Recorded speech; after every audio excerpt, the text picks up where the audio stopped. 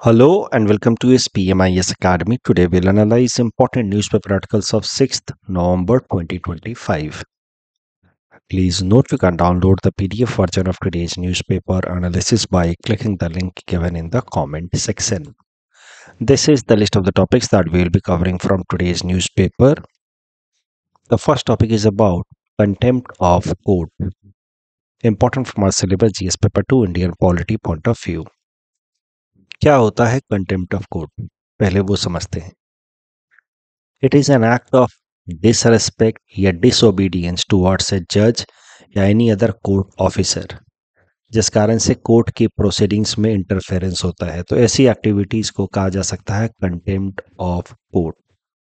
Contempt of court के cases में judiciary can punish also to the person who is involved in the contempt. इसके लिए हमारे constitution में आर्टिकल 129 दिया हुआ है which gives Supreme Court power to punish for its contempt. Likewise, Article 215 gives High Courts the power to punish for their contempt. But हमारे संविधान में the word contempt of court is not defined. It is written that supreme court contempt of court के case में punish कर सकती है, high court contempt of court के case में पनिश कर सकती है, लेकिन क्या होगा कंटेम्प्ट ऑफ कोर्ट एग्जैक्टली, कैसे इसको अप्लाई किया जाएगा, वो संविधान में डिफाइन नहीं किया गया है, एक्सप्लेन नहीं किया गया है. और इसीलिए बाद में फिर पार्लियामेंट ने कंटेम्प्ट ऑफ कोर्ट्स एक्ट 1971 के अंतर्गत फिर एक कानून बनाया और उस कानून में बताया कि किन किन एक्टिविटीज़ को कंटेम्प्ट ऑफ कोर्ट माना जाएगा और फिर कैसे कैसे सजा दी जा सकती है. तो ये जो कानून है contempt of court act 1971, it classifies contempt activities into two part, civil contempt and criminal contempt. Civil contempt माना जाएगा in case of wilful disobedience to a court's order और अंडरटेकिंग. यानी कि मान लीजिए कोर्ट ने आपको कुछ आदेश दिया कि इस तारीख को आपको कोर्ट में हाजिर होना है एज ए विटनेस और आप कोर्ट में नहीं आते हैं, तो उस केस में आपके against civil contempt case start किया जा सकता है. लेकिन इससे भी ज़्यादा सीवियर मैटर जब हो तो उस केस में क्रिमिनल कंटेम्प्ट केस स्टार्ट किया जा सकता है. Criminal contempt cases can be started if a person or an institution involves in scandalising the court. Court को बदनाम करे कि जज ने पैसे खाए हैं, इस कारण से इसने ऐसा फैसला सुनाया है, इस तरीके के अगर कोई स्टेटमेंट देता है तो उस केस में क्रिमिनल कंटेम्प्ट चार्ज लगाए जा सकते हैं. उसके अलावा if someone interferes in judicial proceeding, भाई आप कोर्ट में बैठ करके से बात कर रहे हैं, आप वीडियो चला रहे हैं मान लीजिए, so that could be considered as interference in judicial proceedings. उस केस में आपके खिलाफ क्रिमिनल कंटेम्प्ट चार्जेस लगाए जा सकते हैं. Obstruction in administration of the justice, बहुत बार लोग क्या करते हैं, धरना दे करके बैठ जाते हैं. कभी कभार तो ऐसा भी हुआ है कि कोर्ट में ताला लगा दिया लोगों ने फोर्सफुली, ऐसे रेयर केसेस हुए हैं. उस केस में it will be considered as obstruction to the administration of justice. उस मैटर्स में भी क्रिमिनल कंटेम्प्ट के चार्जेस प्रेस किए जा सकते हैं, चाहे सिविल मैटर हो या क्रिमिनल मैटर हो. ओवरऑल पनिशमेंट की जहाँ तक बात है तो इम्प्रिजनमेंट हो सकता है 6 महीने का, फाइन हो सकता है 2,000 रुपये का, या दोनों एक साथ लगाया जा सकता है. बट जनरली सिविल मैटर्स में फाइन लगाया जाता है, क्रिमिनल मैटर्स में इम्प्रिजनमेंट भी हो सकता है. अगर किसी के against contempt of court charges लगा करके जुडिशरी ने पनिशमेंट सुना भी दिया, उसके बाद अगर वो इंसान अपॉलॉजी लिखता है तो the punishment could be dropped और रिड्यूस्ड. कंटेम्प्ट ऑफ कोर्ट की प्रोसीडिंग शुरू कैसे होगी? तो सुप्रीम कोर्ट या high court contempt of court की प्रोसीडिंग सुओ मोटो स्टार्ट कर सकते हैं. यानी कि कोई जज हैं सुप्रीम कोर्ट के या हाई कोर्ट के, उनको लगता है कि एक पर्टिकुलर इंडिविजुअल या इंस्टीट्यूशन ने कंटेम्प्ट किया है कोर्ट का, तो खुद से ही वो कंटेम्प्ट ऑफ कोर्ट प्रोसीडिंग से स्टार्ट कर सकते हैं. अदरवाइज एक और तरीका है कि कोई एक इंडिविजुअल, जैसे आपको या मुझे लगता है कि हाई कोर्ट की कंटेम्प्ट हुई है, किसी पर्टिकुलर आर्टिकल में किसी जर्नलिस्ट ने ऐसा कुछ लिखा है जिससे हाई कोर्ट को स्कैंडलाइज किया जा रहा है या सुप्रीम कोर्ट को स्कैंडलाइज किया जा रहा है, तो उस केस में हम लोग पिटीशन फाइल करके कंटेम्प्ट ऑफ कोर्ट चार्जेस के लिए प्ली कर सकते हैं कि इनके पर्टिकुलर इंडिविजुअल या इंस्टीट्यूशन के खिलाफ कंटेम्प्ट ऑफ कोर्ट लगाया जाए. तो उसमें पिटीशन कैसे फाइल किया जाएगा? अगर सुप्रीम कोर्ट के अगेंस्ट कंटेम्प्ट ऑफ कोर्ट हुआ है, तो उसमें अगर हमें as an individual contempt of court charges लगवाने हैं तो पहले हमें अटॉर्नी जनरल ऑफ इंडिया से कंसेंट लेना होगा। फिर सुप्रीम कोर्ट के पास हम पिटीशन डालेंगे कि आपके अगेंस्ट कंटेम्प्ट हुआ है, आप कंटेम्प्ट ऑफ कोर्ट शुरू करें। सुप्रीम कोर्ट के ऊपर है अल्टीमेटली कि वो एक्सेप्ट करे या ना करे। वैसे ही अगर किसी इंडिविजुअल को, सिटीजन को लगता है कि किसी हाई कोर्ट के अगेंस्ट कंटेम्प्ट हुआ है, तो उस केस में पहले जिस स्टेट का वो हाई कोर्ट है वहाँ के एडवोकेट जनरल से कंसेंट लेना होगा। फिर उस हाई कोर्ट में हमें पिटीशन फाइल करना होगा कि आपके खिलाफ कंटेम्प्ट हुआ है, now you please start contempt proceedings. तो इस तरीके से contempt proceedings can be started on their own by the Supreme Court or High Court, or it can be started as a result of petition filed by somebody else. But petition के case में some consent is needed. Lower courts की अगर बात की जाए तो अभी तक तो जैसा कि हमने देखा हाई कोर्ट और सुप्रीम कोर्ट के मैटर्स में ही कंटेम्प्ट ऑफ कोर्ट की प्रोसीडिंग्स की बात की गई है। संविधान में भी इन्हीं दोनों को कंटेम्प्ट ऑफ कोर्ट प्रोसीडिंग से स्टार्ट करने का पावर दिया गया है। Lower courts can not directly initiate contempt of court proceedings. अब अगर लोअर कोर्ट में कोई इस तरीके से ऑब्स्ट्रक्शन करता है तो लोअर कोर्ट के जजेस के पास, जुडिशियल ऑफिसर्स के पास क्या एवेन्यूज हैं? उस केस में the lower court can make a reference to the High Court as per contempt of court act 1971। तो संविधान में तो लोअर कोर्ट्स के लिए कोई बातें नहीं लिखी हैं, लेकिन कंटेम्प्ट ऑफ कोर्ट एक्ट 1971 में कहा गया है कि अगर किसी लोअर कोर्ट में कुछ ऑब्स्ट्रक्शन किया जाता है तो उस केस में लोअर कोर्ट के जो जुडिशियल ऑफिसर्स हैं या जजेज हैं वो हाई कोर्ट को एक रेफरेंस लेटर लिखेंगे और फिर हाई कोर्ट को अगर लगेगा तो it can start contempt proceeding against those individuals या group of people. Contempt of court की बात चल रही है तो हमें एक बात और डिस्कस करना चाहिए कि over a period of time this provision of contempt of court has been criticized many a times. It is being seen as an attempt to stifle genuine criticism of the judiciary. Why no one should be above criticism in a democratic system. At the same time, हमारा संविधान हर एक citizens को freedom of speech and expression की guarantee देता है under article 19(1)(a।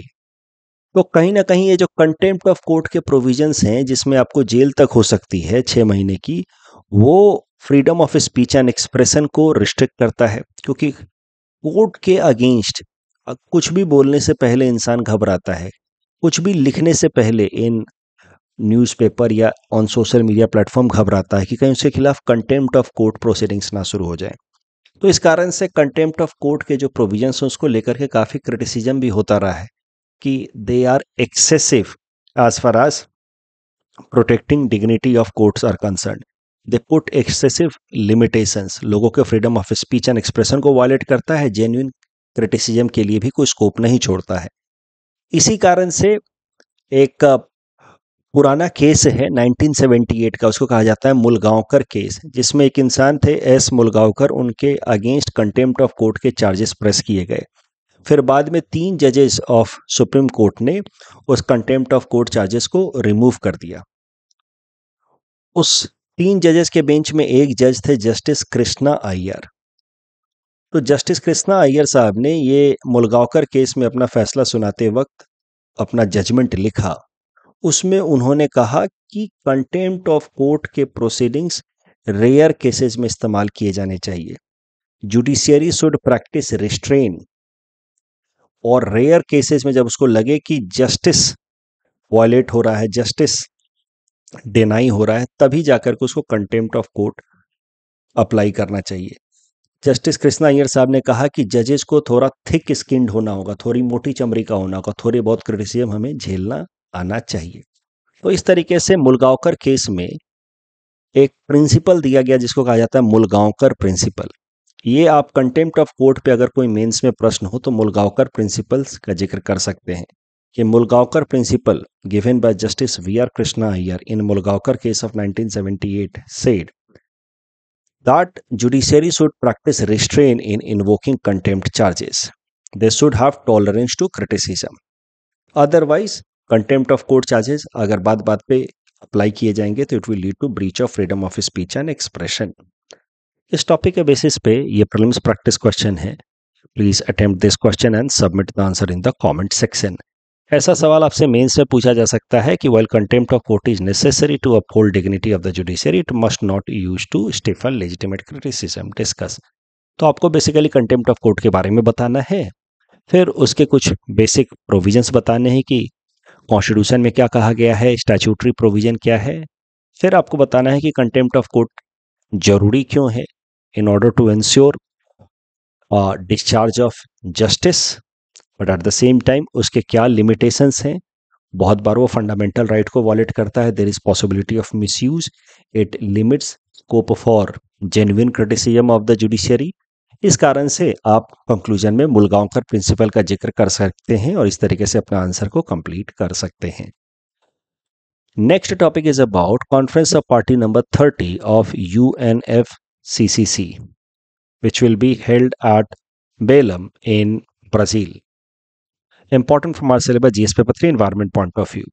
थोड़ा detail में समझते हैं बैकग्राउंड के साथ और फिर करंट सिचुएशन पे आएंगे। सो इन्वायरमेंट रिलेटेड इन्वायरमेंट प्रोटेक्शन के लिए ग्लोबल लेवल पे जो पहली मेजर कॉन्फ्रेंस हुई वो हुई इन 1972 एट स्टॉकहोम। इसका नाम दिया गया यूनाइटेड नेशंस एनवायरनमेंट कॉन्फ्रेंस।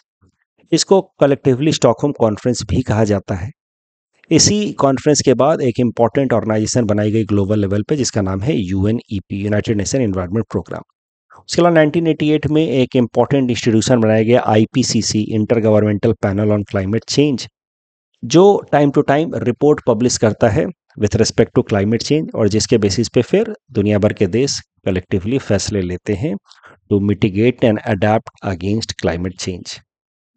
1992 में सबसे महत्वपूर्ण कॉन्फ्रेंस हुआ with respect to climate change, global warming and environmental protection. That conference was held in Brazil, Rio de Janeiro. इसीलिए इस कॉन्फ्रेंस को रियो अर्थ समिट भी कहा जाता है। इस समिट के अंदर 3 इंपॉर्टेंट एग्रीमेंट्स फाइनलाइज किए गए जिसके बारे में हम अगले पेज पे देखेंगे। द मीनवाइल एक बार वापस से आते हैं स्टॉकहोम कॉन्फ्रेंस में। स्टॉकहोम कॉन्फ्रेंस में हमारे भारत से पार्टिसिपेट किया था उस वक्त की प्रधानमंत्री इंदिरा गांधी जी ने। इंदिरा गांधी जी ने इस कॉन्फ्रेंस के दौरान कहा था कि poverty is the biggest pollutant. तो इनडायरेक्टली इंदिरा गांधी जी ने कहा था कि जो गरीब देश हैं, डेवलपिंग कंट्रीज हैं, वो पहले अपने देशों में इंडस्ट्रियल डेवलपमेंट लाने पे फोकस करेंगे ताकि वो पॉवर्टी को रिड्यूस कर पाए। उस कारण से अगर थोड़ा बहुत पॉल्यूशन होता भी है तो हम उसको रोक नहीं सकते अभी के लिए, क्योंकि जो डेवलप कंट्रीज हैं वो ऑलरेडी पॉल्यूशन करके डेवलप हो चुके हैं। Now they are in a position to curb pollution. लेकिन हम अभी तो डेवलप कर रहे हैं, हमारे पास ना उतना पैसा है ना टेक्नोलॉजी है कि हम इंडस्ट्रियल डेवलपमेंट को रोक पाएं या पॉल्यूशन को कर्ब कर पाएं। तो इनडायरेक्टली इंदिरा गांधी जी ने ये इशारा कर दिया था 1972 में ही कि एनवायरनमेंट प्रोटेक्शन या क्लाइमेट चेंज रिलेटेड अगर कोई भी एक्शंस लिया जाना है तो उसमें डेवलप्ड कंट्रीज की रिस्पॉन्सिबिलिटी ज़्यादा होनी चाहिए, क्योंकि अभी तक जो भी ग्रीन हाउस गैस इमिशन हुआ है या एनवायरनमेंट डिग्रेडेशन हुआ है उसमें developed countries were bigger culprit. Second, the developed countries have more financial resources to deal with the problem of environment degradation and climate change। तो इनडायरेक्टली उन्होंने ये सारा कर दिया था जिसके बेसिस पे बाद में एक प्रिंसिपल फॉलो होगा, हम देखेंगे आज के ही दिन। इंदिरा गांधी जी का इस आइडिया के बेसिस पे बाद में एक कलेक्टिवली प्रिंसिपल फाइनलाइज की गई जिसका नाम है कॉमन बट डिफरेंशिएटेड रिस्पॉन्सिबिलिटी, जिसके अंतर्गत डेवलप्ड कंट्रीज की रिस्पॉन्सिबिलिटी ज़्यादा होगी with respect to environment protection and climate change, while developing countries या LDCs की, लीस्ट डेवलप कंट्रीज की थोड़ी कम होगी। कॉमन रिस्पॉन्सिबिलिटी होगी बट किसी की ज़्यादा किसी की कम। Coming back to this earth summit that was held in 1992 which I said was the most important। यहाँ पे 3 इंपॉर्टेंट एग्रीमेंट्स फाइनलाइज किए गए। UNFCCC, United nation framework convention of climate change, जैसा नाम से ही समझ आ रहा है क्लाइमेट चेंज को मिटिगेट या उसके अगेंस्ट अडेप्टेशन के लिए। UNCBD, convention on biodiversity conservation, United nation convention on biodiversity conservation, and United Nations CCD, convention on combating desertification, UNCCD। तो ये 3 इंपॉर्टेंट एग्रीमेंट्स हुए। उसके अलावा कुछ इंपॉर्टेंट डॉक्यूमेंट्स भी फाइनलाइज किए गए, जैसे agenda 21 means what should be the approach of world countries in 21st century. उस टाइम में 21st सेंचुरी तो स्टार्ट हुआ नहीं था। सो 21st सेंचुरी जब स्टार्ट होगा तो क्या देशों, दुनिया भर के देशों का अप्रोच होना चाहिए with respect to environment conservation, forest principles, the aim of conservation of forest and Rio declaration on environment and development, एक जनरल डॉक्यूमेंट कि कैसे एनवायरमेंट को कंजर्व करना है at the same time ensuring developmental activities. तो इस तरह के कुछ इंपॉर्टेंट डॉक्यूमेंट्स फाइनलाइज किए गए। 3 इंपॉर्टेंट एग्रीमेंट्स हुए। ये जो अग्रीमेंट है यूएनएफसीसीसी, ये अपने आप में लीगली बाइंडिंग नहीं है, लेकिन इसके अंतर्गत अगर कोई एग्रीमेंट साइन होता है, कोई प्रोटोकॉल साइन होता है, इसे Kyoto protocol and all, so they could be legally binding. तो उसके बारे में हम देखेंगे। So today we are going to talk more in detail about UNFCCC. It was finalized along with other 2 important international conventions at this Rio Earth Summit in Brazil. UNFCCC, United Nations Framework Convention of Climate Change. नाम से जैसा आपको समझ आ रहा है, green house gas emission को stabilise करने पे फोकस किया जाएगा अंडर दिस इंटरनेशनल कन्वेंशन, ताकि ग्लोबल वार्मिंग कम हो, ताकि फिर उसके कारण होने वाले जो तमाम नेगेटिव इम्पैक्ट्स हैं उनको प्रिवेंट किया जा सके। So this was proposed first of all in 1992 in earth summit. बाद में इट केम इनटू फोर्स इन 1994। दुनिया भर के देशों ने इसको फिर साइन किया, अपने अपने यहाँ रेटिफाई किया, and then in 1994 this came into force. इस यूएनएफसीसीसी के अंतर्गत फैसला किया गया वर्ल्ड कंट्रीज द्वारा कि हम साल में एक बार मिलेंगे। उस मीटिंग को कहा जाएगा कॉन्फ्रेंस ऑफ पार्टीज, और उस मीटिंग में इंपॉर्टेंट फैसले लिए जाएंगे with respect to greenhouse gas emissions और उन पे कैसे कर लगाया जाए। तो फिर कॉन्फ्रेंस ऑफ पार्टी, पहली कॉन्फ्रेंस ऑफ पार्टी कराई गई 1995 में in Berlin, Germany. Important conference of parties एक बार यहां देखते हैं। थर्ड कॉन्फ्रेंस ऑफ पार्टी हुई at Kyoto in Japan in 1997। तो 1994 में the convention came into force. पहली सीओपी 1995 में, थर्ड सीओपी क्योटो जापान में, यहां पे लाया गया Kyoto protocol. And Kyoto protocol was based on the principle of common but differentiated responsibility, जिसकी चर्चा मैंने थोड़ी देर पहले की थी। इंदिरा गांधी जी ने उसका सीड लगा दिया था 1972 में कि जो डेवलप्ड कंट्रीज हैं they will have to take bigger responsibility as far as cutting down greenhouse gases is concerned, क्योंकि उनके पास टेक्नोलॉजी बेहतर है, उनके पास रिसोर्सेज बेहतर हैं। डेवलपिंग कंट्रीज एंड एलडीसीज की रिस्पांसिबिलिटी थोड़ी कम होगी, क्योंकि अभी तक जितने भी ग्रीन हाउस गैस इमिशन हुए हैं, ऐसा उस टाइम में ये फैसला हुआ, उसके पीछे डेवलप्ड कंट्रीज ज़्यादा जिम्मेदार हैं, इसीलिए उनकी रिस्पांसिबिलिटी भी ज़्यादा होगी। बट ये जो कॉमन बट डिफरेंशिएटेड रिस्पांसिबिलिटी है, इसके अंतर्गत जो डेवलप्ड कंट्रीज हैं उनको कहा गया एनेक्स 1 कंट्रीज। उनके ऊपर बाइंडिंग टारगेट्स लगाए गए कि आप इससे ज़्यादा ग्रीन हाउस गैस इमिशंस नहीं कर सकते, जबकि डेवलपिंग कंट्रीज या एलडीसीज के ऊपर नॉन बाइंडिंग टारगेट्स हैं, उनको बस इंसेंटिवाइज किया जा रहा था कि आप ग्रीन हाउस गैस इमिशन को कट करें, लेकिन उनके ऊपर कोई टारगेट, ऐसा लिमिटेशन नहीं था डेवलपिंग या एलडीसी कंट्रीज के ऊपर। तो इस कारण से जो क्योटो प्रोटोकॉल का कॉमन बट डिफरेंशिएटेड रिस्पांसिबिलिटी है, it was severely criticised by some of the developed countries like US, Canada, and they also pulled out of it. They decided not to be part of it. Kyoto protocol 1997 में propose किया गया। It came into force in 2005। It remained into force till 2020, लेकिन इसमें कई सारे major देशों ने participate नहीं किया, इस कारण से ये काफ़ी इफेक्टिव हो नहीं पाया। Ultimately Kyoto protocol ended in 2020 itself, खत्म हो गया। उसके बाद से आज के टाइम में क्योटो प्रोटोकॉल जैसा प्रोविजन अप्लाई नहीं होता है। क्योटो प्रोटोकॉल जब चल भी रहा था 2005 से लेकर के 2020 तक, उस बीच में भी कई सारे मेजर देश इससे विड्रॉ कर चुके थे। तो एक बात क्लियर था कि क्योटो प्रोटोकॉल जो है वो बहुत ज़्यादा फ्रूटफुल होने वाला है नहीं। इसीलिए साल 2015 में ही जब क्योटो प्रोटोकॉल ऑफिशियली या फॉर्मली चल भी रहा था, बट प्रैक्टिकली बहुत ज़्यादा फ्रूटफुल नहीं हो रहा था, तो इस कारण से साल 2015 में ही कॉन्फ्रेंस ऑफ पार्टी नंबर 21 जो पेरिस में कराई गई, वहाँ पे फैसला किया गया कि साल 2020 में जब क्योटो प्रोटोकॉल एक्सपायर होगा तो उसके आगे इसको एक्सटेंड हम लोग नहीं करेंगे, and we will replace Kyoto protocol provision with some new principles, जिसको नाम दिया गया पेरिस क्लाइमेट डील। और पेरिस क्लाइमेट डील के अंतर्गत प्रोविजन लाया गया आईएनडीसी का, इंटेंडेड नेशनली डिटरमाइंड कंट्रीब्यूशन का, जिसके अंतर्गत हर देश को बोला गया कि आप अपने अपने हिसाब से कमिटमेंट कीजिए कि आप क्या कंट्रीब्यूट कर सकते हैं towards cutting down of green house gas emission. आपके ऊपर कोई बाइंडिंग टारगेट इंपोज नहीं किया जाएगा। ये पेरिस एग्रीमेंट प्रपोज किया गया conference of party number 21 eight Paris in 2015। Paris agreement के अंतर्गत दुनिया के सारे देशों को अपने अपने हिसाब से कमिटमेंट करने थे, और फिर इस तरीके से Paris agreement came into force after 2020। जब क्योटो प्रोटोकॉल एक्सपायर हुआ तो Paris agreement officially came into force. Paris agreement ने मोटा मोटा अपने लिए लक्ष्य रखा है कि by the year 2100 we will not allow overall increase in the global temperature by 1.5 degree Celsius with respect to what it was in 1870। उसको कहा जाता है प्री इंडस्ट्रियल एरा। तो ये है पेरिस क्लाइमेट डील। तो ये मोटी मोटी बातें हो गई अबाउट यूएनएफसीसीसी। आज के टाइम में दुनिया जो है वो पेरिस क्लाइमेट डील के अंतर्गत दुनिया के तमाम देश आईएनडीसीज अपना अपना कंट्रीब्यूशन प्रपोज कर रहे हैं और उसको फॉलो करने की कोशिश कर रहे हैं। भारत ने 5 प्रिंसिपल्स प्रपोज किए हैं with respect to its own commitment, जिसको कहा जाता है भारत का आईएनडीसी। उसको भारत ने नाम दिया है पंचामृत स्ट्रेटेजी। अब करंट न्यूज ये है कि यूएनएफसीसीसी का कॉन्फ्रेंस ऑफ पार्टी नंबर 30 साल 2025 के लिए वो कराया जाएगा इन ब्राजील। 10 नवंबर से लेकर के 21 नवंबर तक चलेगा। तो इसमें रोज कुछ ना कुछ नए नए फैसले होंगे, कुछ नया डिस्कशन होगा। तो आने वाले टाइम में अगले 2-3 वीक में आप देखेंगे कि यूएनएफसीसीसी से रिलेटेड कई सारे नए नए डिस्कशंस हम लोग करेंगे, क्योंकि जो भी नए फैसले होंगे इस कॉप 30 में उसको हम लोग डिस्कस करेंगे। तो इस कारण से आज मैंने बैकग्राउंड बता दिया पूरा यूएनएफसीसीसी का।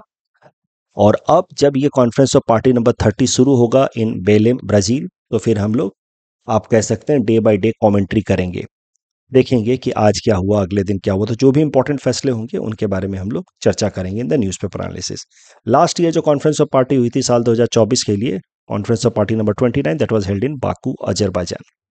अभी तक की सीओपी जिसके बारे में मैंने आपको यहाँ बताया ही, उसके बारे में आप फिर से यहाँ पे पढ़ सकते हैं। The first was in Berlin 1997 में कॉप 3 जहाँ पे क्योटो प्रोटोकॉल लाया गया।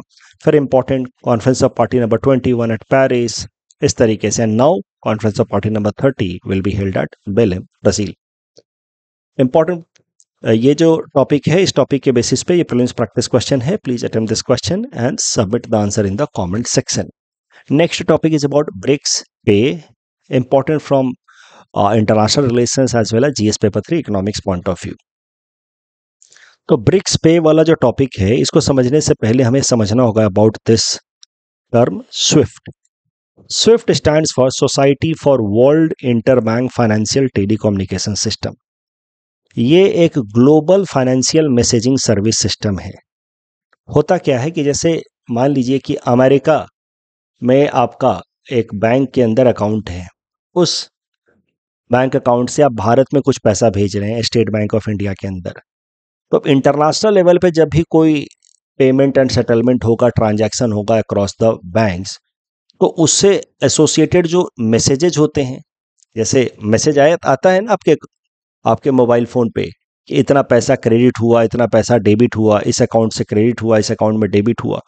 तो ये तो ग्लोबल, जब नेशनल लेवल पे इस 2 बैंक्स के बीच में, जैसे भारत के अंदर पीएनबी और एसबीआई के बीच में पेमेंट हो रहा है, एक अकाउंट से पैसा जा रहा है दूसरे अकाउंट में आ रहा है, तो उस केस में जो मैसेजिंग सिस्टम है that is done overall under regulation and surveillance of RBI Bharat के अंदर।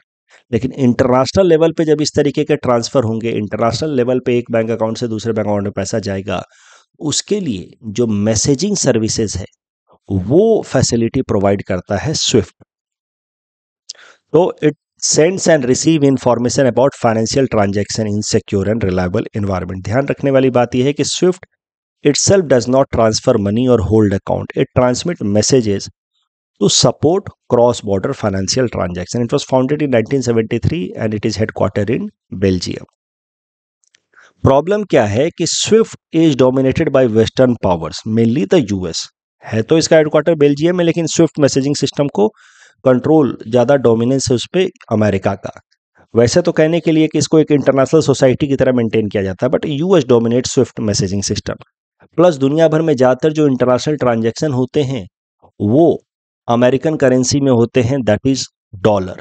तो ये 2 चीज़ें, स्विफ्ट मैसेजिंग सिस्टम जिस पे अमेरिका का बहुत ज़्यादा कंट्रोल है, and international transactions mostly being done in dollar, ये 2 चीज़ें जो हैं वो अमेरिका को बहुत ज़्यादा पावरफुल बना देता है as far as global level पे its financial position is concerned. दुनिया के किसी भी देश को हमेशा ये खतरा रहता है कि if it gets some hostility with America, if it develop some hostility with America, तो उस केस में अमेरिका स्विफ्ट बैन लगा सकता है। अमेरिका उस देश के ऊपर रिस्ट्रिक्शन लगा सकता है as far as use of dollar is concern for international transaction. तो ये डर तो हमेशा से था ही कि अमेरिका अपने इन दो पावर्स का मिसयूज कर सकता है और दुनिया की किसी भी इकोनॉमी के अंदर क्राइसिस ला सकता है। बट ये डर पूरी तरीके से टेंजिबल हो गया व्हेन 2022 में आफ्टर रसिया अटैक यूक्रेन, अमेरिका ने रसिया के ऊपर स्विफ्ट बैन भी लगाया और डॉलर इस्तेमाल करने पे भी रिस्ट्रिक्शन लगा दिया। तो इस तरीके से दुनिया भर के जो बाकी देश हैं they became very conscious about the possible threat coming from the US because of its financial position in global financial systems, कि वो डॉलर पे भी बैन लगा सकता है, डॉलर इस्तेमाल करने पे भी, स्विफ्ट मैसेजिंग सिस्टम को भी इस्तेमाल करने से रोक सकता है। तो कहीं ना कहीं फाइनेंशियल सोवरेनिटी जो है वो खतरे में दिख रही थी दुनिया के मेजर कंट्रीज को, और इस कारण से ब्रिक्स प्लेटफॉर्म पे जो मेनली स्टार्ट किया गया था बाय ब्राजील, रसिया, इंडिया, चाइना, साउथ अफ्रीका, बाद में 5-6 देशों ने और ज्वाइन किया। तो ब्रिक्स प्लेटफॉर्म पे चर्चा होनी शुरू हो गई कि we need to develop an alternative in order to safeguard ourselves from any kind of threat coming from the US as far as its financial superiority is concerned। और फिर ब्रिक्स प्लेटफॉर्म पे प्रपोज किया गया कि हम लोग एक platform बना के ब्रिक्स पे या ब्रिक्स ब्रिज, इसका दो काम होगा। पहला, it will help in trade in local currencies, trade, payment and settlement जो होगा इन ब्रिक्स देशों के बीच में लोकल करेंसी में होगा। जैसे चाइना से हम कुछ सामान मंगाए भारत में तो हम पेमेंट कर पाएंगे रुपए में, और हमने कुछ सामान भेजा चाइना में तो चाइना पेमेंट कर पाएगा अपने करेंसी युआन में। ये प्रपोजल है ब्रिक्स पे का। एंड साथ ही साथ BRICS pay will have its own messaging system and alternative to SWIFT. अब ये ब्रिक्स पे या ब्रिक्स ब्रिज जो है अभी सिर्फ प्रपोजल स्टेज में है, फाइनलाइज नहीं हुआ है, एप्लीकेबल अभी तक ये नहीं हुआ है। ये एप्लीकेबल तब होगा जब पूरी तरीके से जो अलग अलग देशों की अपना पेमेंट सेटलमेंट सिस्टम है, जैसे भारत का यूपीआई, ब्राजील का पिक्स सिस्टम, रसिया का एसपीएफएस, चाइना का सीआईपीएस, ये सब आपस में इंटरलिंक हो जाए। तो इसका अप्लाई होना, पूरी तरीके से फंक्शनल होने में अभी टाइम लगेगा बिकॉज उसमें कई सारे स्टेप्स बाकी हैं। बट द गोल इज कि अपने ट्रेड को हम लोग लोकल करेंसी में करें ताकि यूएस पे के डॉलर पे डिपेंडेंसी हमारी कम हो जाए। इसी को कहा गया है de dollarization. So that would be the first significance of BRICS pay. It will help us in bringing down excessive dependence on dollar. That is, it will help us in having de-dollarization. It will ensure financial autonomy of the developing countries, especially the BRICS countries, and economic cooperation भी BRICS nation के बीच में मजबूत होगा because we will be able to do more and more trade in local currencies. Topic discussion के basis पे prelims practice question है। Please attempt this question and submit the answer in the comment section. Next topic is about tidal disruption event, important from our syllabus GS paper 3 science and technology point of view. Current news देखते हैं तो हाल फिलहाल में scientists have seen a bright, a very very bright flash of light, in fact brightest flash of light। अभी तक इससे ज्यादा bright flash of light universe में देखने को मिला नहीं था। ये जो brightest flash of light scientist ने हाल फिलहाल में ऑब्जर्व किया है, it has happened because of tidal disruption event. तो समझते हैं कि क्या होता है टाइडल डिसरप्शन इवेंट।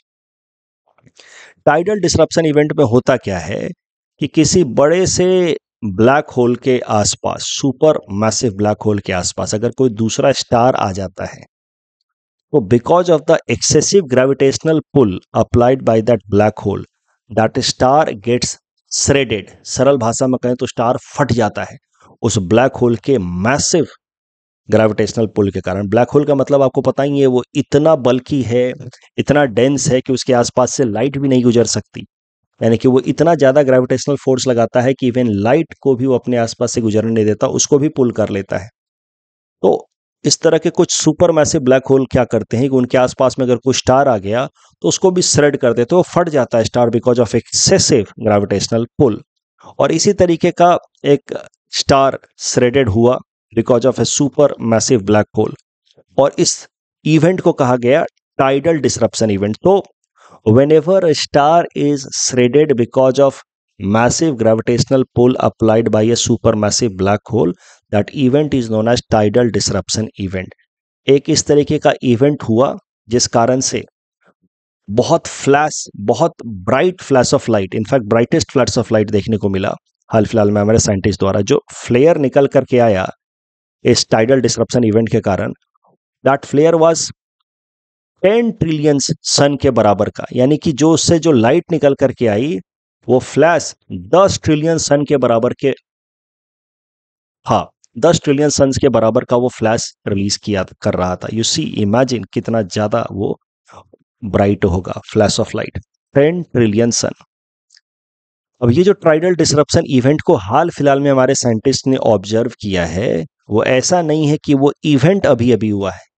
इवेंट हुआ था 10 बिलियन ईयर्स अगो, क्योंकि जिस सुपरमैसिव ब्लैक होल के कारण ये टाइडल डिसरप्शन इवेंट हुआ है वो हमारे अर्थ से 10 billion years, 10 billion light years away है. तो ये इवेंट हुआ 10 बिलियन ईयर्स अगो, बट उस टाइम में जो ये ब्राइट लाइट रिलीज हुई उसको हमारे अर्थ तक पहुंचने में 10 बिलियन ईयर्स लग गए, क्योंकि उतना distance 10 billion light years away था वो अर्थ से, तो उसको, उस लाइट को हमारे अर्थ तक पहुंचने में 10 बिलियन साल लग गए. तो आई जस्ट होप आपको समझ आया कि क्या होता है टाइडल डिसरप्शन इवेंट. एक स्टार अगर फट जाए because of excessive gravitational pull of supermassive black hole, तो उससे बहुत ज़्यादा ब्राइट फ्लैश निकलता है. इसी तरीके का एक ब्राइट फ्लैश हाल फिलहाल में ऑब्जर्व किया हमारे साइंटिस्ट ने, वो फ्लैश अबाउट 10 ट्रिलियंस ऑफ सन के आसपास के था. बट ये जो इवेंट हुआ है ये हुआ है 10 बिलियन ईयर्स अगो, ऑब्जर्व किया हमारे साइंटिस्ट ने हाल फिलहाल में, क्योंकि ये जो इवेंट जिस ब्लैक होल के कारण हुआ वो हमारे अर्थ से 10 बिलियन लाइट ईयर्स अवे. हाँ, इस टॉपिक डिस्कशन के बेसिस पे ये प्रीलिम्स प्रैक्टिस क्वेश्चन है. Please attempt this question and submit the answer in the comment section. साबानो केस से रिलेटेड ये जो तीसरा स्टेटमेंट है वो गलत हो जाता है, क्योंकि यहाँ पे आफ्टर नहीं बिफोर होगा. बाकी दोनों स्टेटमेंट सही हैं. यहाँ पे दूसरा स्टेटमेंट ऑफकोर्स गलत है. Fracking is not environmentally sustainable method. First statement is wrong in this question. IUCN is not organ of United Nations. और ये तो सीधा सीधा जवाब होगा Karnataka. That's all from our sir for today. Thanks for watching.